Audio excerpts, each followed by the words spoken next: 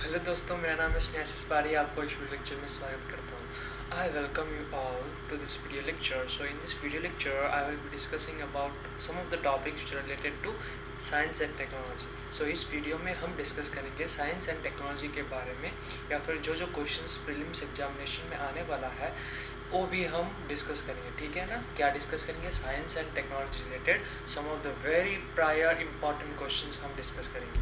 तो फिर पहला क्वेश्चन आपको इधर आंसर विथ आंसर्स, मैं बोल सकता हूँ विथ आंसर प्रोविज़न दिया हुआ मीन्स दिया गया है, या फिर मैं लाया हूँ कि पहला नंबर क्वेश्चन में कटिंग या फिर एड्ज कंप्यूटिंग जो कि चल रहा है अभी 21st जनरेशन में, वो क्या है, मीन्स उनका एक्सप्लेनेशन या फिर उनका इम्पोर्टेंस क्या है, वो क्या क्या फ़ायदा कर पाता है यूजुअली, वही हम डिस्कस करेंगे। ठीक है?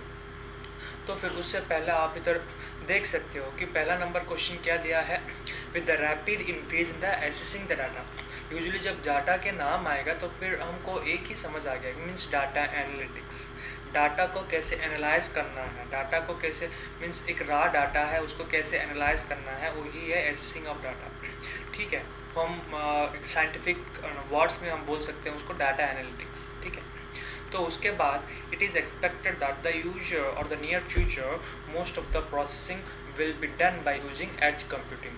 तो इधर दिया गया है कि most of the data processing means जो भी होता है डाटा एनालिटिक्स या फिर प्रोसेसिंग, वो सारा किससे होगा? एज कंप्यूटिंग के माध्यम से ही होगा। So consider the following statement about edge computing. So इसमें से कौन सा ऑप्शन राइट ऑप्शन है जो कि एज कंप्यूटिंग को सिग्निफाई करता है?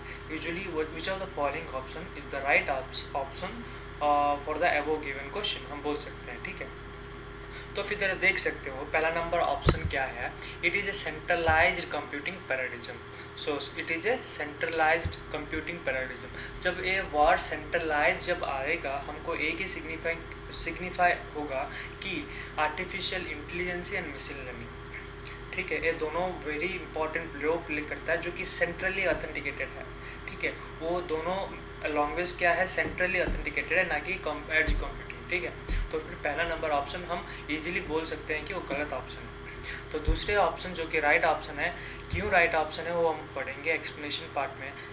मीन्स ऑप्शन 2 क्या दिया है, the computation of the data storage takes place much closer to each other. So इधर में क्या है, मीन्स डाटा एनालाइज जो होता है ना, वो storage takes place much closer to each other. So usually एक गीगाबाइट या फिर मेगाबाइट में जो भी डाटा स्टोर होता है ना, सो उस डाटा का कंप्यूटिंग दोनों का कंपैरिजन में बहुत ही क्लोज है। ठीक है? एक प्रोसेसिंग स्टोरेज है 20 KB और दूसरा है कुछ MB। ठीक है? तो फिर उनका क्लोजर प्रॉपर्टी जो होता है ना, उनको ही कंप्यूटेशन या फिर computation of data storage takes place much closer to each other. ठीक है? दोनों का कंपैरिजन मच क्लोजर मीन्स एक दूसरे से क्लोज रहता है। तो फिर वो किससे होता है, या फिर एज कंप्यूटिंग से होता है। इसीलिए हम जान सकते हैं उनका वर्ड एज, चूँकि एज में होकर अपना इम्पोर्टेंस देना। ठीक है? वही है इसमें दिया गया है या फिर लिखा गया है।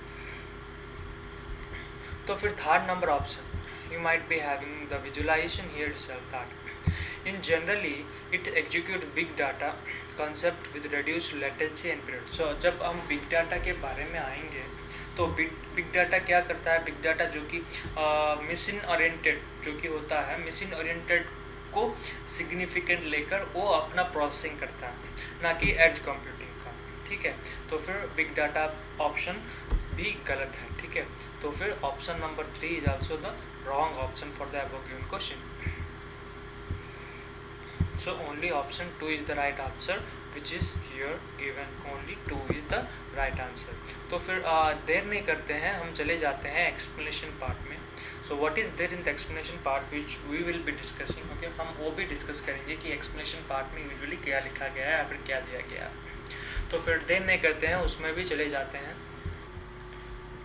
इधर आप देख सकते हो जो कि एक्सप्लेनेशन इसमें दिया गया है, ये एक्सप्लेनेशन जो कि पहला नंबर स्टेटमेंट जो कि गलत है। क्यों गलत है? क्योंकि जो एज कंप्यूटिंग जो है ना, वो क्या करता है, deployed of data handling activities और other network operation away from centralised and anyway connected network. So इधर दिया गया है अवे ऑलवेज फ्रॉम सेंट्रलाइज, ये भी सेंट्रलाइजली ऑथेंटिकेटेड है लेकिन always connected to network segment like Dropbox, Gmail, etc.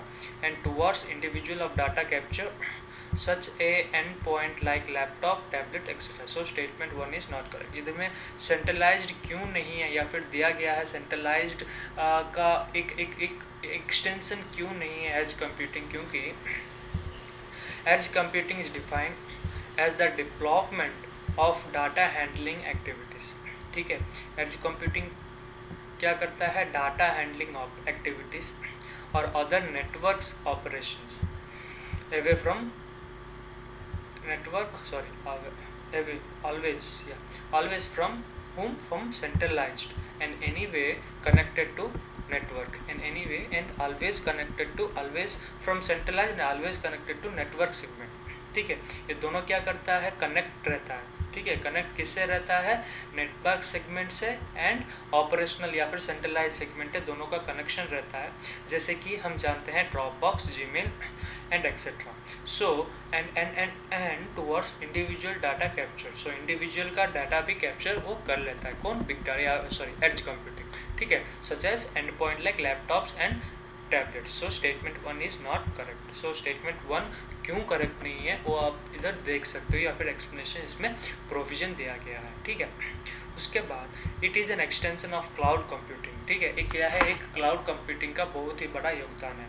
Cloud computing जो कि स्टोरेज स्पेस होता है ना, वो हम क्लाउड में सेंड करके हम अपना इंफॉर्मेशन स्टोर कर सकते हैं without wasting any storage system in our phone memory. So क्या करता है, क्लाउड मीन्स इंटरनेट में वो अपना स्टोर करता है जो भी है। ठीक है, तो फिर क्यों एक करेक्ट आंसर है, क्योंकि differ in terms of time taken in the process and inform the data is analysed और लोकली या closer and where it is stored, so in real time without latency. तो पहला है टाइम, दूसरा है लेटेसी, तीसरा है स्टोरेज। सो इसी के वजह से क्लोजर प्रॉपर्टी वो मेंटेन करता है जो भी डाटा होते हैं। और स्टेटमेंट नंबर 2 जो कि एज कंप्यूटिंग से रिलेटेड है, तो इसीलिए ऑप्शन नंबर 2 राइट आंसर है। सो ऑप्शन नंबर 3 राइट न्यू नहीं है, क्यों नहीं है, क्योंकि the edge computing help in reducing time taken for big data by feeding data faster. The edge computing help reducing time, जो कि बिग डाटा है ना, उनको क्या करता है, एज कंप्यूटिंग प्रोसेसिंग देता है। जैसे कि मशीन लर्निंग में एज कंप्यूटिंग इन्वॉल्व रहता है, लेकिन एज कंप्यूटिंग क्या करता है, हेल्प करता है किसको, बिग डाटा को अपना लेटेस्ट या फिर अपना थोड़ा कम समय में अपना बहुत ज़्यादा क्या करना, ट्रांसफ़र करना। But it does not execute big data. ठीक है, बिग डाटा को एग्जीक्यूट वो नहीं करता। अगर होता है, edge computing helps reducing time taken for big data by feeding data faster, but it does not execute big data. Big data को वो एग्जीक्यूट नहीं करता। अगर एग्जीक्यूट करता तो फिर उतना फास्ट से होता। ठीक है, तो फिर इसमें क्लियरली दिया गया है या फिर लिखा गया है। ठीक है, तो फिर आप आशा करता हूँ कि आपको समझ आ गया होगा, जो कि एक्सप्लेनेशन पार्ट। इस वीडियो में मैं आपको एडिशनल इन्फॉर्मेशन भी थोड़ा कुछ दूंगा ताकि आपका अंडरस्टैंडिंग भी बहुत अच्छी तरह हो सके। ठीक है, या इधर आप एडिशनल इन्फॉर्मेशन भी देख सकते हो, जो कि मैं अंडरलाइन करके एक दूसरा पार्ट में इधर लाया हूँ कि edge computing is defined develop data activities and network, जो कि मैं सेकंड नंबर ऑप्शन जो कि है वो ही इसमें कॉपी किया हूँ।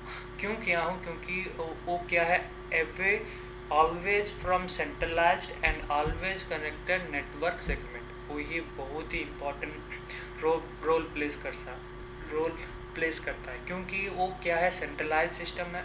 दूसरा है हर वक्त एवरी टाइम वो क्या करता है, नेटवर्क सेगमेंट से कनेक्टेड रहता है या फिर जुड़ा रहता है। तो इसीलिए ऑप्शन नंबर 2 जो कि है राइट आंसर है, या फिर स्टेटमेंट नंबर 2 जो कि राइट आंसर है। ठीक है, तो फिर आशा है कि आपको समझ आ गया होगा एज कंप्यूटिंग क्या है, क्या डिफाइन है और सेंट्रलाइज क्यों नहीं है, या फिर सेंट्रलाइज कैसा है, कनेक्ट कैसा रहता है। तो फिर आशा करता हूँ कि आपको सभी समझ आ गया होगा। तो फिर आशा करता हूँ कि आप सब ज़रूर देखेंगे। धन्यवाद।